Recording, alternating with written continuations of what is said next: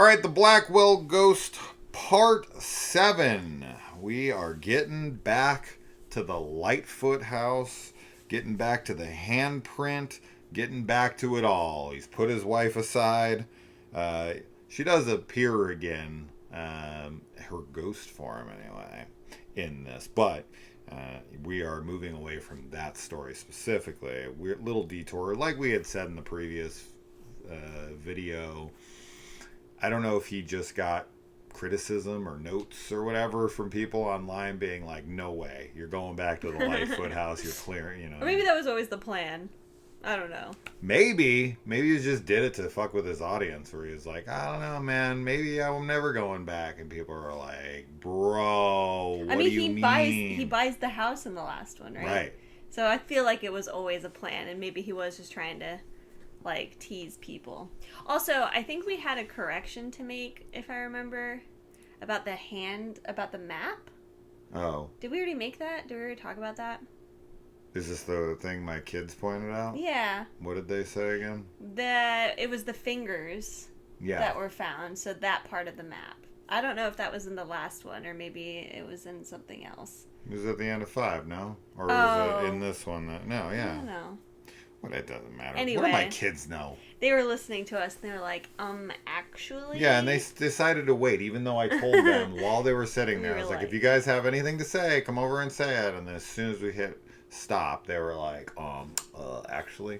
And I was like, really? You couldn't have corrected us in the moment? Or like, we didn't want to. Anyway, it doesn't matter. So. This is where stuff gets... This is different. where things changed up a good bit, which I think is a smart way to go for now, is because, like, you can only do the like single guy in the house with doors slamming and knocking on the walls, and he's found another puzzle and whatever for so long. Right. That's just going to get a little too redundant. So he has moved on now to, there is some kidnapper / serial killer who has an obsession with him or something. I don't really know what to say there. Yeah, it feels like an obsession or like a fixation on him. Yeah. So he kidnaps a girl. Cops call him. Yeah. There's a picture sent to them. And this is where... it's like, want to play a game. But this is where Blackwell, it's Ruth Blackwell. Yeah, the picture is Ruth Blackwell. So this is like, I think when earlier in one of these reviews, I was like, she kind of comes back. This is what I was meaning. She, like, it sort of comes back to the Blackwell house. He's like, see, guys, this is why she's always on the poster. Yeah. Yeah, the want to play a game, and then there's a lot of, there's some audio in this that sounds... I think that's in the next one. Oh, okay. I'm pretty sure. Never mind. No, that's Forget all right. I said anything. No. We've literally done that for all these reviews. We've we've talked this about time, the next one. I'm like, no, I'm 100% it's in the next one. Okay. Anyway, want to play a game? Yeah. So, he gets like a picture of himself at the Lightfoot property. He is led to this mailbox, which is really cool. Very cool. Out on the property, deep in the woods where no one is, there's this random mailbox. Love shit like that. Yeah. It just adds this really cool atmosphere to the movie. So definitely digging that stuff. Unfortunately, it gets more and more egregious as it goes on. There's just so much non-found footage style. I mean, it's not like a ton where it's like half the film or anything crazy. No, it just feels it's probably 4 or 5 minutes. Yeah, they feel like we've kind of talked about. They almost feel like recreation shots. Yeah. Because they're very cinematic. It's the only way to explain it, right? It feels like a big budget documentary, like how they do that, where they'll like have somebody. I don't know. And that's fine. I'm totally fine with this. I think this is just a style choice. I think he wanted to kind of up his production quality a little bit. I think it looks good. I think it looks great, honestly. Yeah. So, and particularly in the next one, I feel like we get some really cool shots. And I think it's just kind of like a way for him, like, I feel, the found footage stuff that we were doing in the last 6 almost feels like he wanted to play around and, like, see how, how to flex his like creative muscles as a director. Yeah. And a filmmaker, like with that style. And then this kind of feels like he's starting to want to return a little bit more to the like, it's not traditional film, but you know what I mean. Like, it's just like, and that makes sense. And I think it's fine. I don't know. It's the only way to explain this. Yeah. Right? If you want to keep to the rules of found footage and be like, well, how could it be possible? I mean, it's possible because he's a filmmaker. And this is taking, like, he goes back because this is retroactively filming things as he's already kind of wrapped the documentary. And he goes back to the scene. But there are a couple things. And as I said, I think it happens in the next one. Is the one that's like, I have no explanation for this, really. Because there's like a drone shot of him. Yeah. And he's there getting something. And it's like, I guess he could go back and reshoot that with a crew. I guess if you have that excuse, it's the same. It's kind of like... it would be easy to explain if he just had like one or two people shooting with him. Yeah, no, he never But does. He's always by himself, so it's fine. It's just, it is what it is. It's just a style choice. He also has music in it and everything, but it's a documentary, right? That's how he presents them, so the music is fine, and I guess fine with it. The dramatizations are fine. The only time that I don't like music in found footage, like if it's in a documentary like these are, it's fine because he's editing them together after the fact. So he can add in whatever he wants after the fact. Yeah. The only time music doesn't work is if it's supposed to be like found footage. Really found footage of just somebody filming like events happening and it's unedited, as they always say. Then it's like there's no freaking way that there's going to be music. I didn't finish it because I was really tired, but I rewatched Cloverfield with my kids the other day. And that's actually one of the only films that I've watched, and it really hit me while watching it, where it truly is found footage. There is no editing done on the movie at all. In fact, one of the gimmicks of the movie is that they're recording over a private tape of his with his girlfriend, and because they've broken up, he's like, screw it, whatever, you can record over it, I don't care. But then when they go to like stop the video and check footage, like they stop it, and then you naturally would like try to fast forward back to where it was, but you'd never line it up exactly. And so it like cuts in and out sometimes with his girlfriend. Footage from before that was on the tape from before, and everything is always when they turn the camera on and turn it off. It's because like the Blair Witch Project, any of those movies, they're edited together. Like, because they have two different cameras, of course they have to be edited together. Right. But Cloverfield is one of the rare found footage films where I've seen where it's straight up is like you found a camera on the ground. Yeah, just watching. And rewound it all the way to the beginning and just pressed play. Yeah.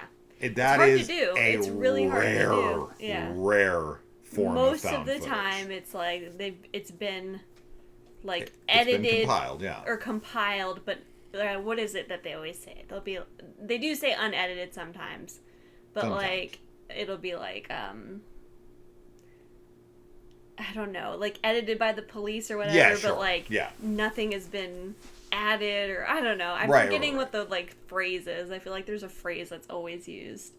Anyway, but this is very clearly it's unedited. Like they take it and they're not adding effects or anything. They just like compile it all together so you can watch it. Yeah, and that's like 95%. It's always presented as like footage that was purposely like edited down to make a coherent narrative, right? And Cloverfield is one of those rare films where it's just like, this is the tape you found in the rubble and you press play on it, right? Which is cool. Anyway, I was just comparing it to something else.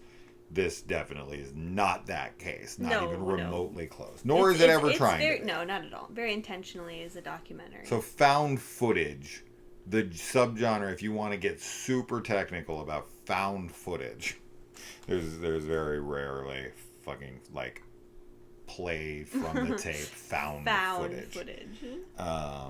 Anyway. And then he finds this trail cam, which I don't know, man. As close as because he sees himself in that trail cam footage, and as close as he walks by it, and it's a big box. It's pretty obviously there. It feels like, and he's purposely on that trail looking for something. What's the wording? It's like looking for something out of place, and like you'll know it when you see it, dude. Your eyes would be all over the place. You'd be looking anywhere. How the fuck did he miss that trail cam?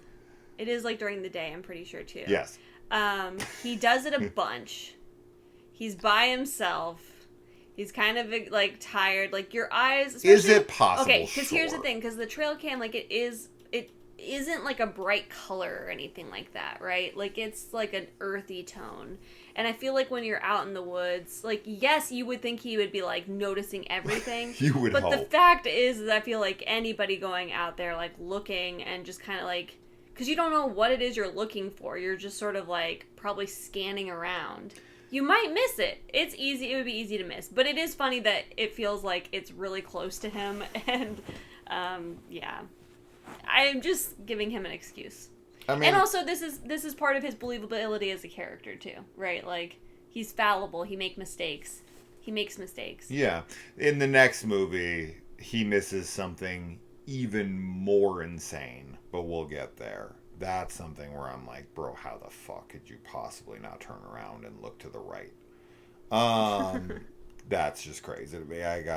But once again, these are not plot holes. No, right? No. They're just dumb character moments, which in reality, we all can be dumbasses. They're very believable moments. They're very believable. And they end up providing drama for the film too, because obviously now he finds this trail cam. Yeah. So he finds the trail cam, he looks at it, and what he sees on it is a guy in a mask comes up to the camera. What'd you think of the mask? It looks good. It's creepy. Yeah. Kind of looks like a burlap sack a little bit, like stretched over his face. I don't know. I was kind of trying to figure out like it's kind of like shape is supposed to be. Yeah, it's kind of like a featureless face, like where it's just kind of smooth all the way around, and it's just like it's creepy. It's fine. I like it. Yeah, I mean, it's a mask. I like it. I don't really have a ton of thoughts on the mask because it is pretty basic. Yeah. But it's simple. It's fine. And then so he gets into like a chat room in this one, right, with the guy. Yeah, so door slam after no activity, phone call, I'm watching you. Yeah, he gets a phone call. Oh, at the Lightfoot house, right? Because most of this takes place there. He does go home a bit, but this is the one where he's at the Lightfoot place a lot. Oh, so maybe it's the next one that and he's then in the chat room. He gets a phone call, and it's some fucking creepy-ass voice saying, I'm watching you. Yeah, I mean, as high as his heart rate is and all that stuff from the ghost activity, an actual, like, stalker, serial killer, kidnapper guy, I think would have had his blood pressure at 300. Yeah, so, okay, this one, he is constantly having to take his kids to their grandma's house. Yeah. Because it's like this guy knows where he lives, and it's like a very dangerous situation. And yeah, he would be so insanely stressed out. I think he does a pretty good job at showing the stress, but it's funny because I feel like when we were in like 3 and 4 movies 3 and 4, he was like kind of drinking a bit, and he still drinks a little in this, but it's not as much as I guess you would expect the progression, especially after like losing your wife and stuff. Like he's holding it together pretty well, like all things considered, after like losing his wife.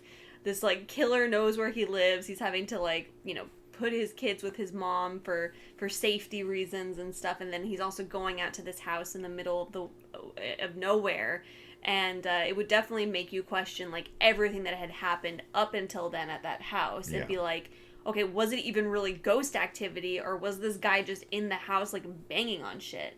Which is definitely what I also wonder too, partly. I mean, there was ghost activity at the house, like the tables flipping and like, you know, the speak and spell and like that stuff was ghosts. But the banging and stuff, I'm like, I don't know, it could have been him. Yeah. It could have been him there. Yeah. I mean, some of it. At least some of it, yeah. Yeah, it's a good Not question. the closet thing, because the closet, they're like purposely leading him there. Yeah. But I don't know. I would definitely be like questioning everything up until then and just being like, and he's ballsy for going out there still. Do you think that the mask we see in part 4 that's right outside the window that we thought was a ghost is actually him? That would be really creepy. No, because it's a naked woman. No, that's not. Oh, you mean the picture? No, the one in the like right outside the glass. There is a naked woman. The picture of the... Also, it's not a picture. Oh, I thought it was also... I thought you were talking about the photo of the face. It's a but photo. I thought that was just him filming, and then No. he freeze framed it, and there was a person right outside the glass that's like a mat. It looks like, remember we were saying it looks like a yes, cherub or like a Roman. I thought he was taking pictures there. Whatever, it doesn't matter. But regardless, there was someone sitting out there. If that was him. I'm gonna say that's him. I'm gonna say he thought that was a ghost, scary. And that was actually the guy just watching him. That would be so awful to find out. I don't know how. I think that adds to this a lot. Unless he goes back and is like, this was not a ghost. I do hope he includes that in part 9, that he finds out that the guy is the guy in the picture. He's gonna look at and he's gonna be like, holy like connected, shit, be like, this is he's him. been here a lot longer than I thought. Yeah. Scary. I don't like it. Yeah, and then all of the like letters Mike and O'Hearn. stuff. All the letters that he's sending, they're all like poems and stuff. Like he like talks in riddles and rhymes. Very Is this the one that he's like, a father's a father, like the or is that the next? That's this one, right? Where the guy is like yes, revealing... that's this one, because he gets it and he gets the 10-sided like thing in the middle of the paper with a riddle on it, and I think there's an L in the center of the decagon. Yeah. Yeah. Yeah. So obviously, you know, you're thinking, okay, it's got to be Lightfoot's James son. Lightfoot, or not James Lightfoot, but the boy, the young, or not the young boy, but the old man now, 70-year-old man, because he's also a poet. The young boy. Yeah, I thought for sure it was gonna be him, but it's pretty much it's in the next one that it's said addressed. Yeah, that is not him. But yeah, so then he drives to Florida way too much in this franchise. It's at least, and I'm like, bro, you need that plane back. I know, because he's driving at least. I think he says it's 14 hours from like where he is in Kentucky to. And he's in, like, the middle. He's not in Orlando. I think he's a little bit north of Orlando. But he's, like, middle of Florida. Florida is such a long state, too. Yeah, it's like California. It takes so long to get down from, like, the panhandle. Like, when you cross the border in Georgia, like, it can take you so long. It's crazy. I remember when I, like, left Florida when I was, like, driving to leave the state. Yeah. It was so long until we were actually out of Florida. Yeah. And I was just like... Okay. So yeah, and then Kentucky's not right next to Florida or anything, obviously, so... No. It's a long drive. And then, yeah, he's led to this jar, and he brings it back. This is a tad unbelievable that he wouldn't be able to tell what was in that jar, but the cops pull it out, and it's a severed human hand that's been... sitting in that jar of liquid for many years. Yeah. And then he also sends in to the police a cut off human finger saying a note saying, "Too late, better luck next time." He sends it to him. Oh, right. He sends it to him, yeah. But he sends... Is this the one where he sends the bloody rag and then he has the talk with him online, and then he's like, "What did you just send me?" And he's like, "A bloody rag," or is that the next one? I don't remember. I thought it was this one. I thought they did chat stuff in this one, but it might be the next one. I'm not seeing any chat. It's got to be the next one because I do. I will say, I'll find it if it's here. Okay. I do like that he's like, no, yes, he definitely does the chat in here because he talks to him and he's like, where is she? And he's like, I can't, like, I'm surprised you're still asking that question. Okay. And with the hints he gave him, it's actually a really cool reveal because he does kind of spell it out, and I didn't get it either, but he has her buried where Susan was buried and found in the same spot, which I thought was really cool. Yeah. And then they find out that the hand that's in the jar is the hand that made the handprint for the map, which was very cool as well. So he's just added a lot of really cool stuff in this movie. Towards the end of the movie, the danger on the speak and spell. Yes, his wife the like wife's warning him. I loved that. I thought that was great because, like, his house, like, he's just, like, kind of woken up in the middle of the night to banging because she's, like, trying to get him to wake up and get his attention and bring him upstairs, and then it's saying danger, danger, and this is when we find, But he doesn't leave. He doesn't He goes leave. back to bed. I would be like... He's such a dumbass. What is happening? He's such a dumbass. He should have left. He should have left. What should have happened is he should have heard the danger shit, and he should have bailed. And then when he went back to recheck the footage, his wife saved his life because the guy was in his room. And when she said danger and woke him up, it, like, startled him, and he, like, walked back. Like, let's say he watches the footage and the guy was close to the bed, like, coming at him with, like, a knife or something. And then danger wakes him up, and the guy steps back into the darkness. He listens to the danger. Then he gets his keys. He runs downstairs, gets into the car, and drives away. And then when he comes back during the day, he checks the footage, and his wife saved him. That would have made more sense. The fact that he just hears the danger stuff. House it's fucking scary for sure, but so scary. I don't know. What does the danger scene even do? I mean, it's just her trying to warn him, but she's like... She's still there, like, kind of watching him, over him. Is every ghost in this fucking franchise just frustrated with him at this point? This guy is insufferable. They're like, please go get an actual medium that knows how to talk just to anybody. Us. Or just, it's very funny. I mean, I don't even know. Like, if we had footage of, like, some killer... in our house. Right. There's no way I would live in that house anymore.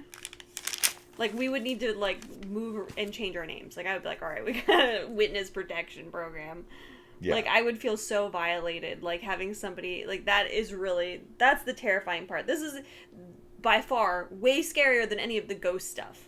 Like, even seeing, like, the table flip and stuff, like, that's scary because it's, like, unexplainable and you're like, what's happening? Right. But, like, the fact that somebody who's, like, killed people and you don't know what their intentions are with you, you can only assume they want to kill you is in your house, like, that's so much scarier. Just standing next to you while you're sleeping. Awful. Hate it. Like, he could have killed you. Yeah. He just chose not to. Right. That's, like, such a power play, and that's horrible. Because it's, like, to those kinds of people, that's all that it's about. It's a game. It's like, let me, like, see how much I can, like, exert over you, right? How much power I have over your life, like, ending it or not. Yeah. Like, it's in my hands because I'm God. Right. Awful. Yeah. So, he then gets a message saying the game is not over. Yep. And that it's going to continue. So, then we move into To Be Continued for part 8. Yep. So one more to go, which I got the notes to right here. You ready? Just kidding. We have to go watch Andor. Yes. We've been freaking behind because my kids wouldn't leave. Just kidding. That really is why we didn't watch it, but I love them. Not in a bad way. Yeah, not in a bad way. They're just, they're not watching Andor. Yeah, I don't think they'd like it. I don't think they'd like it at all. It's way too adult. I'm confused by what's happening. in Andor. I like it a lot. I'm not saying I don't dislike it. I think it's a wonderful show, but I'm a little lost in some of the stuff still. We'll just have to So I think the rewatch kids would be like, things. what's happening? Where are the Jedi? Where are the aliens? No, my kids aren't that silly. No, I think they'd just be bored. It's a political spy thriller. Yeah.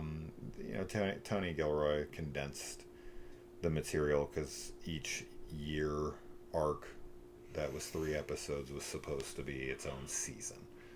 And it's just it's very it's so much.